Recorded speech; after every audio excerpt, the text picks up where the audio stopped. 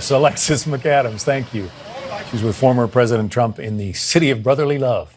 For more on Donald Trump's big rally in Pennsylvania tonight, let's bring in Pete Seat, Vice President of Strategic Communication at Bose Public Affairs Group. He also served as Deputy Assistant Press Secretary under President George W. Bush. Pete, it's good to see you again. Going to Philadelphia to, try to, rally some support, is that tilting at windmills for this president, former president, or is he going to cause some reverberations there? I think he could make a lot of headway at this rally today because of where it's located. He won Pennsylvania by less than 1 percentage point in 2016. He lost it by less than 1 percentage point in 2020. But what he has in 2024 that he did not have in 16 or 20 is a surge in support from Black voters. We're seeing this across the country. The high watermark so far has been 23% support from Black voters. No Republican presidential candidate has seen that since the Civil Rights Act of 1964. And this is because of the economy and inflation, and because of disappointment with the Democratic Party. The Democratic Party is playing to identity politics, to generational loyalty, just this expectation that Black voters are going to vote for them because they've always voted for them. And I think we're seeing it play out that it will not be the case in 2024. Well, here's a switch. There's going to be a Teamsters president speaking at the GOP convention? Yeah, that is a seismic development.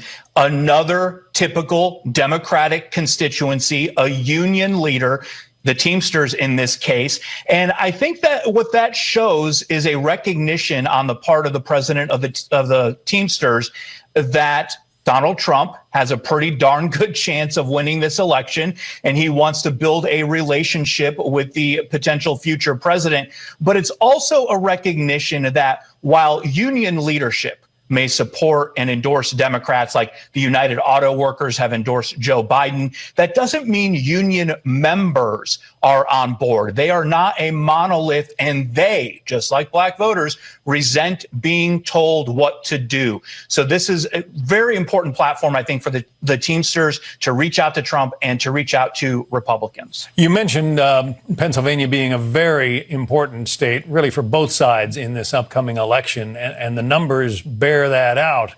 But it looks better for the Republican side, at least according to the Fox polls that we have. This is an Emerson College poll, I should say. 1,000 registered voters like Donald Trump, 45% over Joe Biden.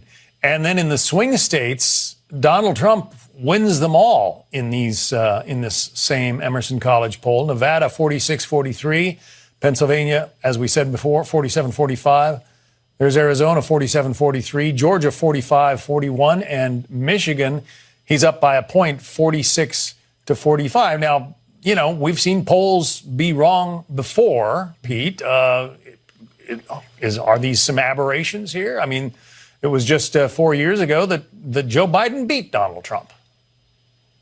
Yeah, you might see some ebb and flow between now and the election, but these polls as they stand today are why the Trump campaign can start playing in places like Virginia, where they lost by 10 points to Joe Biden in 2020, but now we see it neck and neck. And Minnesota, a place that has been heartbreaking for Republicans over the years. It's kind of like the Buffalo Bills of the 1990s. They get to the Super Bowl 4 times in a row and they lose it each and every time. But now the Trump campaign is playing in those states, forcing the Biden campaign to divert resources from the battlegrounds where they're already losing and have to put some of those resources into states that should be gimmies. Yeah. And speaking of fundraising, the former president outraised the current president in the month of May, I believe it was. That's absolutely true. And what's really underreported about that is the number of what I suspect are going to be regular monthly recurring donors. You see the big money bag events for Biden in New York and in Hollywood with all the liberal acting elite, but they're maxing out. It's a one-time check to the Biden campaign and the Democratic National Committee, whereas Trump is increasing his number of small dollar donors, people who are giving $20.24 or $34 for the number of indictments. And they will likely do that month after month after month. Yeah. Glenn Youngkin, the Virginia governor, is going to be appearing with the former president. What does that do, first of all, for the state of Virginia? And is he one of those potential vice presidential picks?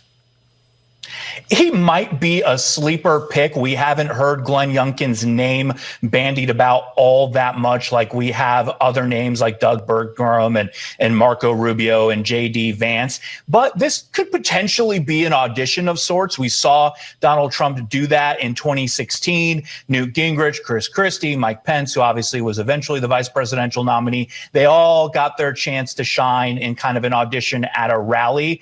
But let's be honest. Trump's going to Virginia.